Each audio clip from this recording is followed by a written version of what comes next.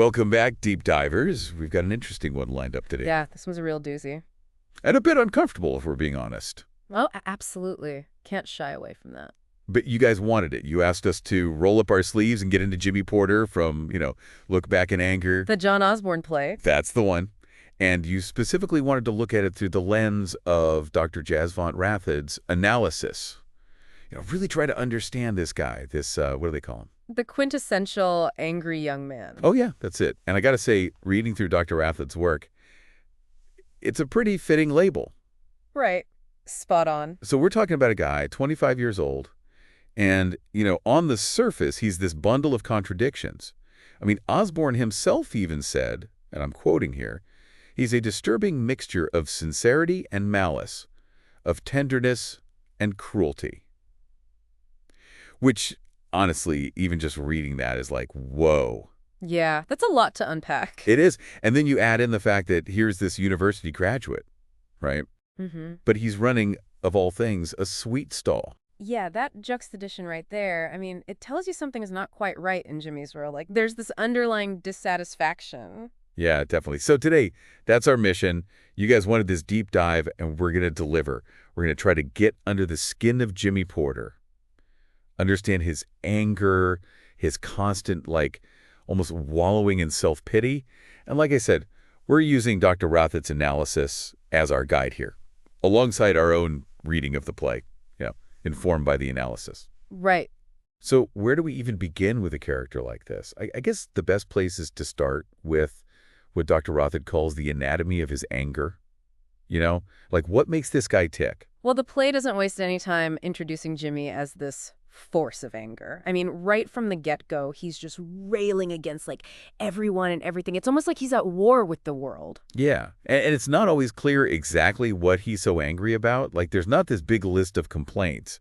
But Dr. Rathod picks up on how we can kind of piece together the sources of his rage from his words, his actions, even his silences. Right. He's very articulate in his anger. It's not just mindless ranting. There's a kind of intelligence behind it. Absolutely. And one of the things that jumps out at you right from the start is this tension, this almost unspoken conflict between Jimmy and his wife, Allison. He comes from a working class background, and she's from this upper middle class family. And Dr. Rathod really emphasizes how much Jimmy just hates these class distinctions. Yeah, he's acutely aware of it. Dr. Rathod calls it class consciousness, which means he's not just aware of it, but it really affects how he sees the world, his relationships, everything. He sees it as this huge, unjust divide in society, and it fuels a lot of his resentment. Right. It's this constant underlying tension, like a wound that never quite heals. And it feeds into this other source of his anger, which is, the sheer boredom of his life. Remember how much he just despises Sundays? It's like they represent everything he hates about the monotony of existence. Oh, totally. Sundays are like this symbol of time slipping away. You can hear it in that quote. It's always the same ritual. Reading the papers, drinking tea, ironing. A few more hours and another week gone. Our youth is slipping away. It's like he's trapped in this cycle he can't escape. You could just feel the frustration pouring out of him in that line. It's not just that he's bored. It's like he feels cheated by life. And the thing is, it's not just his own boredom that gets to him. It's the people around him, too, right? Oh, definitely. Dr. Rathod points out how Jimmy gets so frustrated by Allison, by their friend Cliff, because to him, they seem to just accept this dull existence. They don't fight against it. They don't show any passion. And he desperately wants them to feel something, anything. Yeah. Remember that line, just a little ordinary human enthusiasm. It's almost like a plea. He's so desperate for some genuine emotion, some spark of life. And that's where the game comes in, right? That idea of pretending to be alive, because to him, nobody thinks, nobody cares, no beliefs, no convictions, and no enthusiasm. He's surrounded by people who are, in his view, just going through the motions. Yeah. And it's like he can't stand that. He needs this intensity, this engagement, even if it's negative. And I think to really understand him, you have to go back to, his childhood, specifically the death of his father. Oh, absolutely. Dr. Rathod really digs into that. Losing his father at just 10 years old and watching him suffer through a long illness, it left this huge wound on Jimmy. Like this primal experience of loss and helplessness. Dr. Rathod talks about how, even as a kid, Jimmy felt angry and helpless, which, I mean, how could you not? Right, and you see it in that line he says to Helena about how at 10 years old he knew more about love, betrayal, and death than she'll ever know. That's heavy stuff. It's haunting. So you've got this cocktail of anger brewing inside Jimmy, class resentment, this crushing boredom, and this early trauma. Right, and that's just the anger. Then you add in the self-pity, which let me tell you is a whole other layer of this onion. Oh, the self-pity is like a thick fog that just hangs over everything, doesn't it? And you see it most clearly in the way he treats Allison. I mean, he criticizes everything about her. Everything from the way she irons to the noises she makes, it's constant. And the way he describes her, it's brutal, like calling her this monument to non-attachment and Lady Pusillanimous. It's like he needs to tear her down to build himself up. Yeah, and it's not even just the big stuff, it's the little things. He's so sensitive to everything she does, and it always seems to be an attack. And then there's the thing with the letters. He's so bitter about Allison not mentioning him in her letters to your mother. It's like this huge insult. Like, it feeds this narrative in his head that he's being ignored, overlooked, that he doesn't matter. Exactly. It all plays into this victim complex that he's got going on. And then, of course, there's that awful moment where he basically curses Allison, wishes something terrible will happen to her, just to wake her up, as he puts it. Oh, that line about waking you out of your beauty sleep, it's chilling. And the fact that she then has a miscarriage, I mean, it's almost too much to bear. It's like his words have this real power to cause harm. Yeah, and he doesn't even seem to fully grasp the weight of that. He's so caught up in his own pain and anger, and you even see it in their intimate moments. You mean with the Python comparison? Yeah, it's not exactly romantic. Not at all. Comparing her passion to a python that's going to devour me whole. I mean, come on. It's like he can't even experience intimacy without feeling threatened. Right, like there's always this undercurrent of fear, this feeling of being overwhelmed by her. And later, when he thinks Allison is siding with Helena, it just gets worse. The insults become even more vicious. Oh, yeah. You Judas, you phlegm. It's just relentless. And then there's that line, one of us is crazy, one of us is mean and stupid and crazy. Which is it? Is it me? He's playing the victim again and trying to shift the blame. It's almost manipulative, like he wants her to reassure him, to tell him he's not the bad guy. But he's creating this toxic environment that makes that impossible. And then there's that line about wanting her to come back, to stand up in your tears and splash about in them and sing. It's such a disturbing image. Like he doesn't just want her back, he wants her back broken. It's twisted. Totally. And Dr. Rathod makes the point that, in a way, that's exactly what happens. It's not a happy ending. And his anger, it doesn't just stop with Allison. It spills over onto her whole family. Especially her father. He just rips into him, doesn't he? Mocking his nostalgia for the good old days, the Edwardian twilight, and all that stuff about imperialist India, the homemade cakes and croquet, bright ideas, bright uniforms. It's like he sees it as this completely fake, sanitized version of history. Right. He's attacking this whole worldview, this idea of a glorious past that ignores the realities of the present. And Allison's brother, Nigel, he doesn't get off easy either. Oh no. Jimmy calls him just about as vague as he can get without being actually invisible, and mocks his knowledge of life, saying it's so hazy he deserves a decoration for it. And then to top it off, that final label, sycophantic, phlegmatic, and pusillanimous. It's like a verbal smackdown. It is, but the worst of it, according to Dr. Rathod, is reserved for Allison's mother. She becomes the target of his most intense hatred. Yeah, he sees her as this meddling, manipulative figure who's trying to control Allison to keep them apart. And the way he talks about her is just awful, comparing her to a rhinoceros in labor, saying she's as rough as a knight in a Bombay brothel. It's intentionally offensive. And remember the whole thing about his long hair? And the detective she supposedly hired, He mocks her so mercilessly for that. It's funny in a dark way, but you can definitely feel the anger simmering beneath it. And then there's that wish for her death, that image of the worms getting indigestion. It's grotesque. Even Helena is disgusted by it. Yeah, it's pretty over the top. But I think it's important to remember that we're not just hearing Jimmy's side of the story. Dr. Rathod spends a lot of time analyzing Allison's perspective, too. Absolutely. We need to see how she experiences this constant barrage of anger and criticism. How does she cope with being Jimmy's target? Well, Dr. Rathod points out that even though she loves him, she can't really reconcile herself to his way of thinking. His anger, his negativity, it just wears her down. In the beginning, it's not just his anger, it's also his poverty, his lifestyle. She even finds his friend Hugh Tanner's manners too crude. It's like she comes from a completely different world. And over time, she just becomes this punching bag for his anger. She's constantly walking on eggshells, afraid of setting him off. It gets to the point where she's even afraid to tell him about her pregnancy. Right, she says he'd watch me growing bigger every day and I wouldn't dare to look at him. That's such a powerful image of how trapped she feels. It's heartbreaking. And she even starts to wonder if he married her out of some sense of revenge, to punish her for her class, her family. She compares him to Shelley, which is interesting. Very interesting. Shelley was this romantic poet, known for his idealism, but also for his self-absorption. And I think that comparison gets at something important about Jimmy. He loves Allison, but it's on his own terms. Yeah. And he demands complete loyalty. Remember that line he prose at Helena? Either you are with me or against me. It's an ultimatum. There's no room for debate, no compromise.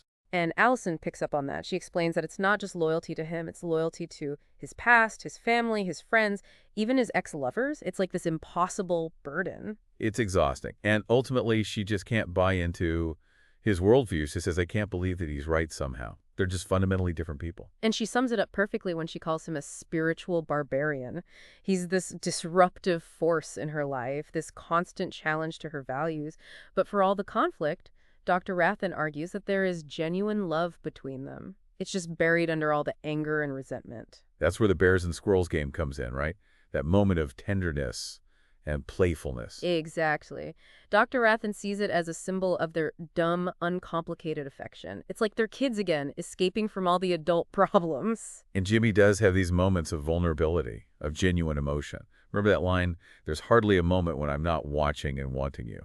It's not exactly poetic, but it's heartfelt. And he's even uncomfortable with her doing ordinary things like ironing. It's like he wants to keep her on a pedestal, but he also resents her for being so ordinary. It's such a strange dynamic. And the fact that they go back to the bears and squirrels game at the end of the play, it's like they're trying to recapture that innocence, that connection. It's like their only hope for a happy ending.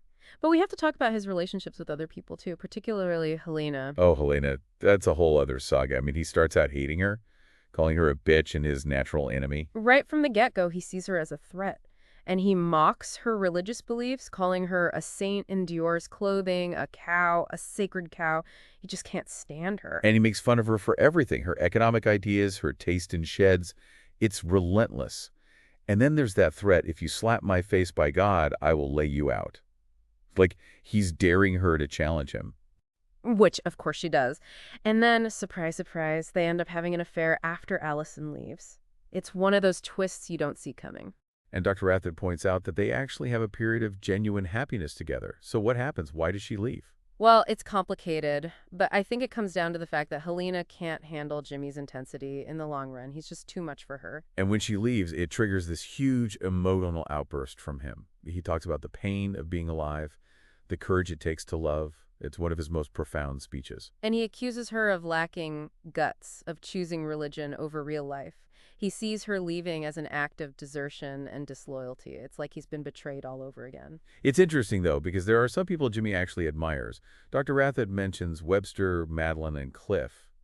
What is it about them that he respects? Well, with Webster, it's his intellect, his bite, edge, and drive. Jimmy craves that kind of intellectual stimulation, which he doesn't get from most people. And Madeline, his ex-lover, he loved her energy, her zest for life. She was really alive, full of animation and staggering curiosity. He misses that. And then there's Cliff. Even though they argue all the time, Jimmy clearly values his loyalty and friendship. Dr. Rathod points out that he sees in Cliff this working-class virtue of solidarity, something he doesn't see in Allison or Helena. It's like he needs that unwavering support, that sense of shared experience. But his anger, his criticism, it doesn't just target individuals. He's got a lot to say about society and culture in general. Oh yeah, he goes after everyone and everything. The Bishop of Bromley, the posh newspapers, religion, you name it, he hates it. He really does. He condemns the bishop for his stance on the hydrogen bomb, his supposed favoritism towards the rich. He dismisses both conservative and liberal newspapers as out of touch. And organized religion, forget it. He makes fun of church rituals, calls them midnight invocations to the Coptic goddess of fertility. He even mocks the idea of sacrifice, saying people only sacrifice things they don't really care about. And his hatred of Sundays, the routine of everyday life, that's a recurring theme. Like, he's allergic to anything ordinary. And then there are his views on women, which, let's be honest, are pretty problematic. He accuses them of being noisy, of wanting to bleed men to death. It's misogynistic, plain and simple. Yeah, there's no getting around that. And he's got something negative to say about everything. Cinema goers, normal sex, even a news story about Shakespeare supposedly changing sex. It's like he's constantly looking for things to be angry about. And politicians are another target, especially Allison's brother Nigel. He's the embodiment of everything Jimmy hates about the establishment. Dr. Rathod sums it up really well, saying that Jimmy's world is dominated by boredom, resentment, and self-pity. But there's this other side to him, too. His wit. Oh yeah, that's what makes him so compelling. Even when he's being awful, he's often really funny. He's got this sharp tongue, this way of turning a phrase that can be both hilarious and cutting. Like, remember all those digs at Allison about her silence? White woman's burden, old porter talks, and everyone turns over and goes to sleep. She hasn't had a thought for years. And the insults he throws at Helena, that's not a direction, that's an affliction, genuflecting sin jobber. He's so quick with those zingers. And even with Cliff, he can't resist a good jab.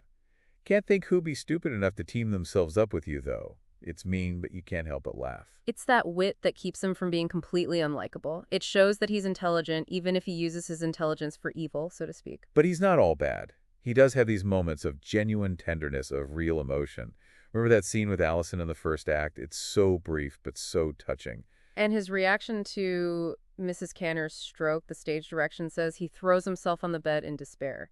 That's real grief. And later, he has a surprisingly tender scene with Helena, where he expresses his appreciation for her. It's a side of him we don't often see. But I think the most powerful moment is at the very end, when he breaks down and tells Allison how lonely he is. Yeah, that comparison to the old bear chasing its own breath, and that plea, I may be a lost cause, but I thought if you loved me, it needn't matter. It's raw, it's desperate. It's the closest he comes to admitting his own flaws, his own need for love. Dr. Rathod calls the ending poignant, though cheering. It's sad, but there's a glimmer of hope. And you know, Jimmy's anger, his frustration, it resonated with a lot of people back when the play premiered in 1956. He became this symbol of the post-war generation, these angry young men. Right. Dr. Rathod talks about how the play captured the mood of that time, the disillusionment, the cynicism, the feeling that society was stuck in a rut. It's interesting to think about whether Jimmy would still be relevant today. Would his anger still speak to people? Or is it a product of its time? That's a question for each listener to answer, but I think there are elements of his character that are timeless, universal. That yearning for something more, that feeling of being trapped, of not being heard. Absolutely, and we can't finish this deep dive without talking about the connection between Jimmy and John Osborne, the playwright. Some critics see Jimmy as a self-portrait. Dr. Rathod points out that there are some similarities. Osborne had his own issues with the middle class, and he came from a family that struggled. And the way Jimmy speaks, the force of his rhetoric, it feels very personal, like Osborne is pouring his own feelings into the character. There's definitely a sense of sympathy there, even admiration. But Dr. Rathod is careful to point out that it's not a simple equation. Jimmy is a fictional character, even if he's inspired by real life. So to wrap up this deep dive into Jimmy Porter, what can we say? He's a mess, that's for sure. He's angry, he's self-pitying, he's cruel at times. But he's also complex, intelligent, capable of love. Dr. Rathod's analysis shows us that his anger comes from a real place, from a sense of injustice, of disappointment with the world. He lashes out at everyone, but maybe he's also lashing out at himself. He's a product of his time, but there are parts of him that feel timeless. And I think that's what makes him so fascinating. He's a mirror to our own frustrations, our own desires. He makes us uncomfortable, but he also makes us think. And that's the power of great drama. So as you go about your day, think about Jimmy Porter. Do you see any echoes of his anger in the world around you? Do you recognize any of his frustrations in yourself? And despite his flaws, is there anything about him that you admire? Food for thought, deep divers. We'll see you next time for another deep dive. Keep those requests coming.